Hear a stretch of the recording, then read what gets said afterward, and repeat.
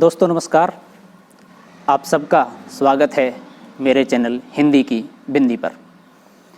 आइए आज कुछ नई चीज़ सीखते हैं हिंदी भाषा, हिंदी साहित्य, हिंदी व्याकरण में।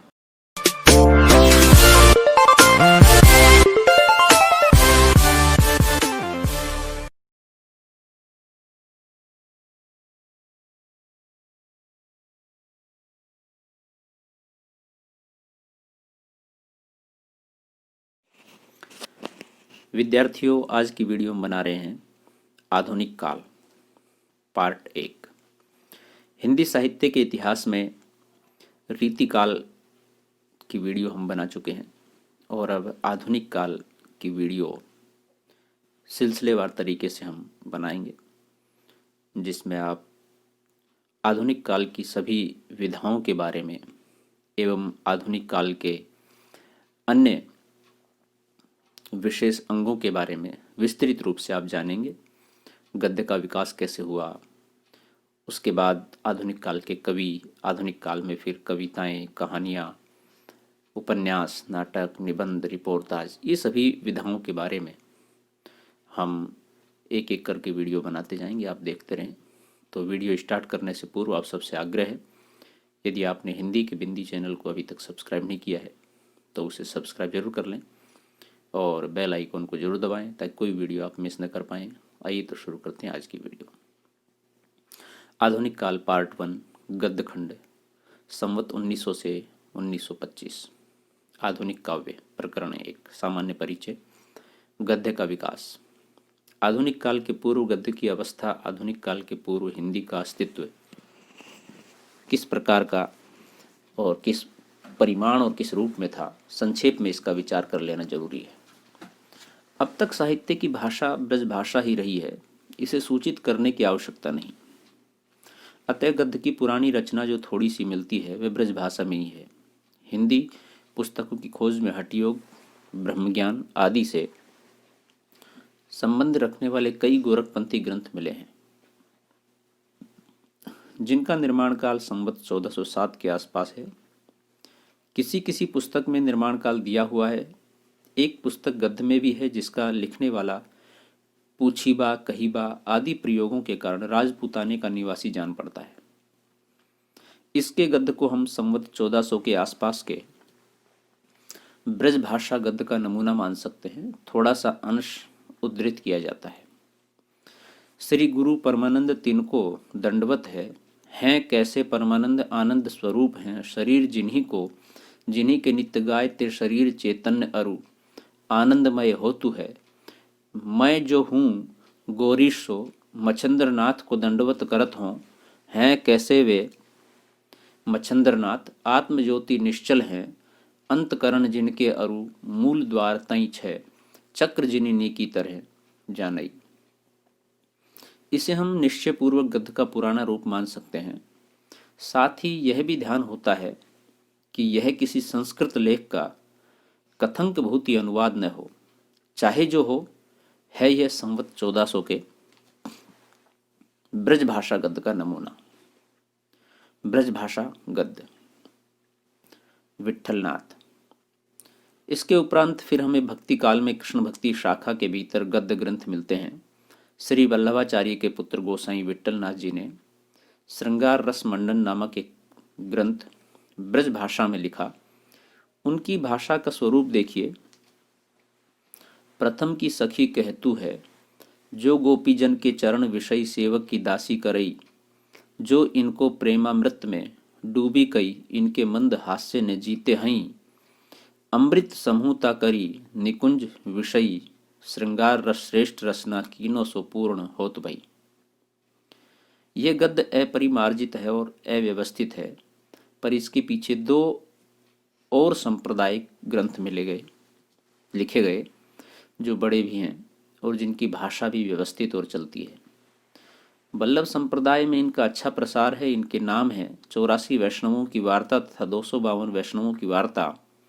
इनमें से प्रथम आचार्य श्री वल्लभाचार्य जी के पौत्र गोसाई विट्ठलनाथ जी के पुत्र गोसाई गोकुलनाथ जी की लिखी कही जाती है, पर गोकुलनाथ जी की किसी शिष्य की लिखी जान पड़ती है, क्योंकि इसमें गोकुलनाथ जी का कई जगह बड़े भक्तिभाव से उल्लेख है। इसमें वैष्णव भक्तों और आचार्य जी की महिमा प्रकट करने वाली कथाएं लिखी गई हैं। इसका रचनाकाल विक्रम की 17वीं शताब्दी का उत्तरार्ध माना जा सकता है। 252 वैष्णव की वार्ता तो और भी पीछे औरंगजेब के समय के लगभग लिखी प्रतीत होती है। इन वार्ताओं की कथाएं बोलचाल की ब्रजभाषा में लिखी गई हैं, जिसमें कहीं कहीं बहुत प्रचलित अरबी और फारसी शब्द भी निसंकोच रखे गए हैं। साहित्यिक निपुणता या चमत्कार की दृष्टि से ये कथाएं नहीं लिखी गई हैं। उदाहरण के लिए यह उद्धृत अंश पर्याप्त होगा। सो श्री नंद गांव में रहतो हतो, सो खंडन ब्राह्मण शास्त्र पढ़्यो हतो, सो जितने पृथ्वी पर मत हैं सबको खंडन कर तो, ऐसो वाको नियम हतो। याही ते सब लोगन ने बाको नाम खंडन पार्यो हतो। सो एक दिन श्री महाप्रभु जी के सेवक वैष्णव की मंडली में आयो, सो खंडन करन लाग्यो। वैष्णवन ने कही, जो तेरो शास्त्रार्थ करनो होवई तो पंडित के पास जा, हमारी मंडली में तेरे आयबो को काम नहीं। यहाँ खंडन मंडन नहीं है, भगवत वार्ता को काम है। भगवदश सुननो होवे तो यहाँ आवो। नाभादास जी। इन्होंने भी संवत 1660 के आसपास अष्टयाम नामक एक पुस्तक ब्रजभाषा में लिखी, जिसमें भगवान राम की दिनचर्या का वर्णन है। भाषा इस ढंग की है, तब श्री महाराज कुमार प्रथम वशिष्ठ महाराज के चरण छुई, प्रणाम करत भई। फिर ऊपर वृद्ध समाज तिनको प्रणाम करत भई। फिर श्री राजाधीराज जू को जोहार करी कई श्री महेंद्रनाथ दशरथ जू निकट बैठते भये। बैकुंठमणि शुक्ल। संवत 1680 के लगभग बैकुंठमणि शुक्ल ने, जो ओरछा के महाराज जसवंत सिंह के यहाँ थे, ब्रजभाषा गद्य में अघन महात्म्य और वैशाख महात्म्य नाम की दो छोटी छोटी पुस्तकें लिखी। द्वितीय के संबंध में वे लिखते हैं, सब देवतन की कृपा ते बैकुंठ मणि सुकुल श्री महारानी चंद्रावती के धर्म पढ़िवे के अर्थ यह जसरूप ग्रंथ बैसाख महात्म भाषा करत भय। एक समय नारद जू ब्रह्मा की सभा से उठी कई सुमेर पर्वत को गए। ब्रजभाषा गद्य में लिखा एक नासिको केतोपाख्यान मिला है, जिसके कर्ता का नाम ज्ञात नहीं। समय संवत 1760 के उपरांत है। भाषा व्यवस्थित है। हे ऋषिश्वरों और सुनो, मैं देखियो है सो कहूँ, कालई वर्ण महादुख के रूप जम किंकर देखे। सर्प बिच्छू रीछ व्याघ्र सिंह बड़े बड़े ग्रंथ देखे। पंथ में पाप कर्मी को जमदूत चालाई के, मुदगर अरु लोहे के दंड कर मार देते हैं। आगे और जीवन की त्रास देते देखे हैं, सु मेरो रोम रोम खरो होत है। सुरती मिश्र। इन्होंने संवत 1767 में संस्कृत से कथा लेकर बैताल पच्चीसी लिखी, जिसको आगे चलकर लल्लू लाल ने खड़ी बोली हिंदुस्तानी में किया। जयपुर नरेश सवाई प्रताप सिंह की आज्ञा से लाला हीरा लाल ने संवत 1852 में आईने अकबरी की भाषा वचनिका नाम की एक बड़ी पुस्तक लिखी।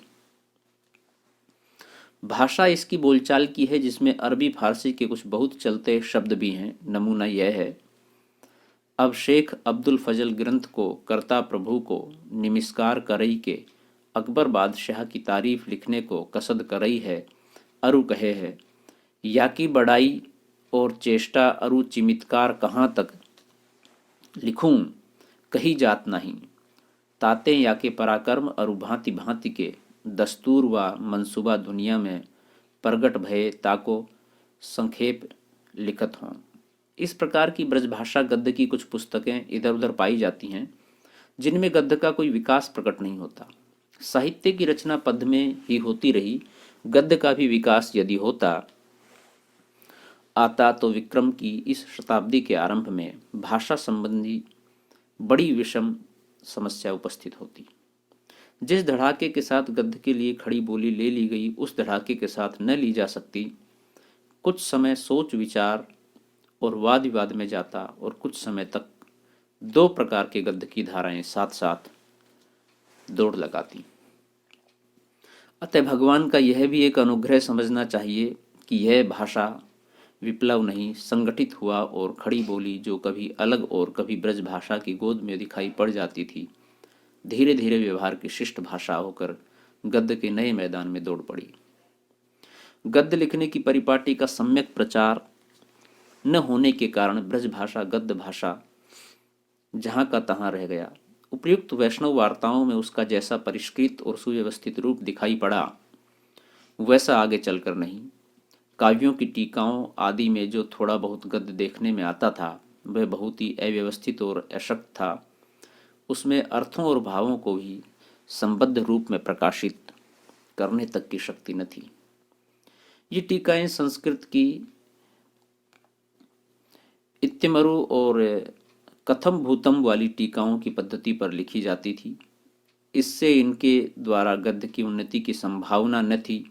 भाषा ऐसी अनगढ़ और लद्दड़ होती थी कि मूल चाहे समझ में आ जाए पर टीका की उलझन से निकलना कठिन समझिए। विक्रम की 18वीं शताब्दी में लिखी श्रृंगार शतक की एक टीका की कुछ पंक्तियां देखिए। उन्मतो प्रेम सरंभाद लभन्ते यदंगनारु तत्रा प्रत्युहु मा धातुम ब्रह्मापि खलु कातररु। अंगना जू है स्त्री सु प्रेम की अति आवेश करी, जू कार्य करन चाहती है ता कार्य विषय ब्रह्माऊ प्रत्युहम अधातुम अंतराऊ की बई कहाँ कातर।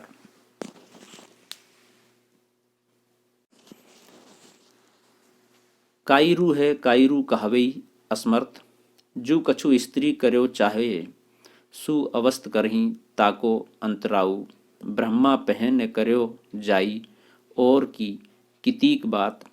आगे बढ़कर संवत 1872 की लिखी जानकी प्रसाद वाली रामचंद्रिका की प्रसिद्ध टीका लीजिए तो उसकी भाषा की भी यही दशा है। राघव शर लाघव गति छत्रा मुकुट यो हयो, हंस सबल अंशु सहित मानु उड़ी कई गयो। सबल कहें अनेक रंग मिश्रित हैं, अंशु कहे किरण जाके ऐसे जे सरुये हैं तिन सहित मानो कलिंद गिरी श्रृंग ते हंस कहे हंस समूह उड़ी गयो है। यहाँ जाति विषयी एक वचन है। हंसन के सदृश श्वेत छत्रा है और सूर्यन के सदृश अनेक रंग नग जड़ित मुकुट है। इसी ढंग की सारी टीकाओं की भाषा समझिए। सरदार कवि अभी हाल ही में हुए हैं। कवि प्रिया, रसिक प्रिया, सतसई आदि की उनकी टीकाओं की भाषा और भी अनगढ़ और असंबद्ध है। सारांश यह है कि जिस समय गद्य के लिए खड़ी बोली उठ खड़ी हुई उस समय तक गद्य का विकास नहीं हुआ था, उसका कोई साहित्य नहीं खड़ा हुआ था। इसी से खड़ी बोली के ग्रहण में कोई संकोच नहीं हुआ। तो इस तरह से खड़ी बोली को ग्रहण कर लिया गया। गद्य के लिए दूसरी भाषा का विकल्प कोई दिखाई नहीं दे रहा था, चूंकि ब्रज भाषा या और दूसरी भाषा जो उस समय प्रचलित थी उसका रूप एक नहीं था, वो समान नहीं था और भाषा का विस्तृत और सही रूप न होने के कारण धीरे धीरे वह अपने दूसरे रूप में ढलती गई। तो विद्यार्थियों, ये थी आज की वीडियो आधुनिक काल का पार्ट 1। इसमें हमने गद्य के विकास की भूमिका को लेकर थोड़ी सी चर्चा की। शेष आगे के वीडियो में हम लगातार आपको चीज़ें बताते रहेंगे। वीडियो आपने पूरी देखी, इसके लिए आपका बहुत बहुत धन्यवाद। यदि वीडियो आपको अच्छी लगी है तो इसे लाइक कीजिए, शेयर कीजिए, कमेंट्स कीजिए और चैनल को सब्सक्राइब करना न भूलें। यदि आपके मन में कोई सवाल है, कोई जिज्ञासा है, कोई प्रश्न है तो कमेंट्स के माध्यम से पूछिए। हम नेक्स्ट वीडियो में उसका समाधान करने की कोशिश करेंगे। वीडियो अच्छी लगी हो तो कमेंट्स के माध्यम से हमें बताएं। हिंदी की बिंदी चैनल को आप सब्सक्राइब जरूर करें और बेल आइकॉन को जरूर दबाएं। नेक्स्ट वीडियो के साथ फिर मिलते हैं, तब तक के लिए शुक्रिया, नमस्कार।